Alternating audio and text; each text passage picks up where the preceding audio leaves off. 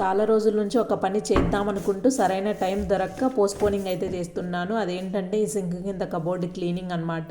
చూసారు కదా ఎంత మెస్సీగా అయిపోయిందో. నేను క్లీనింగ్ చేసినప్పుడు నీట్గానే ఉంటుంది. ఇంకా నాకు హడావిడిగా అనిపించినప్పుడు, లేకపోతే ఎక్స్ట్రా వస్తువులు ఏదన్నా వచ్చినప్పుడు ఈ సింక్ కింద అలా పడేస్తూ వచ్చాను.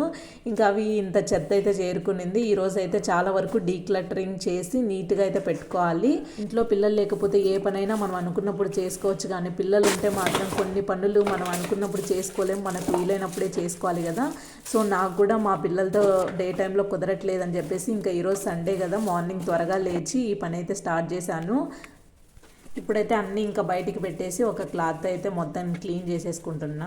ఈ సింక్ పైపు దగ్గర అంత నీట్గా అయితే కనిపించట్లేదు కదా, సో దీన్ని నేను ఒక పెరుగు బకెట్ మూతతో అయితే ఇలా కవర్ చేశాను. ఇప్పుడు చూడడానికి నీట్గా ఉంది కదా. ఇంకా ఇందులో ఈ కబోర్డ్లో నేను ఏమేమి పెడతానన్నది ఇక్కడ మీకు చూపిస్తున్నాను. ఇది వచ్చేసి గీతుకి ఏమైనా క్రాఫ్ట్లు ఉంటాయి కదా, దాంట్లో కోసం ఒక బాక్స్ అయితే పెట్టుకున్నాను. అందులో పెయింట్ బాటిల్స్, ఇంకా బ్రష్ ఇవన్నీ పెడతాను. ఇంకా ఇవైతే గీతు ఫస్ట్ టైం వేసిన పెయింటింగ్స్ అని చెప్పేసి తనకు గుర్తుగా ఉండడం కోసం అని చెప్పేసి నేను ఇందులో అయితే పెట్టాను.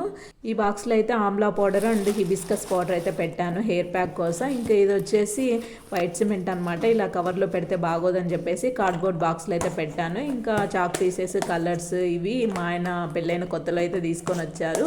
అప్పుడెప్పుడో వాడాను, ఇంకా తర్వాత అయితే అస్సలు వాడలేదు. ఇంకా ఇవైతే నాకు హెయిర్ ఫాల్ అయిన హెయిర్ అనమాట. వీటిని ఎక్కడ పడితే అక్కడ పడేయడం నాకు ఇష్టం ఉండదు, అందుకని ఒక కవర్లో పెట్టాను. ఇది నా కాలేజ్ డేస్ నుంచి అలవాటు ఉంది.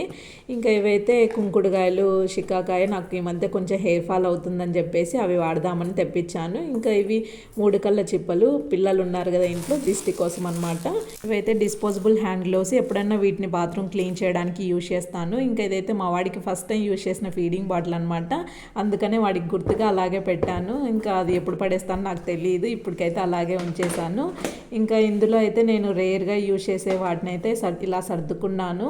సో అవసరం లేనివన్నీ పడేసిన తర్వాత ఈ క్లట్టర్ అయితే మిగిలింది. ఇంకా డీక్లట్టర్ చేసినవన్నమాట ఇవి. ఇంకా వీటిని అయితే ఇలా సర్దుకున్నాను నేను. ఫైనల్ లుక్ చూసేయండి.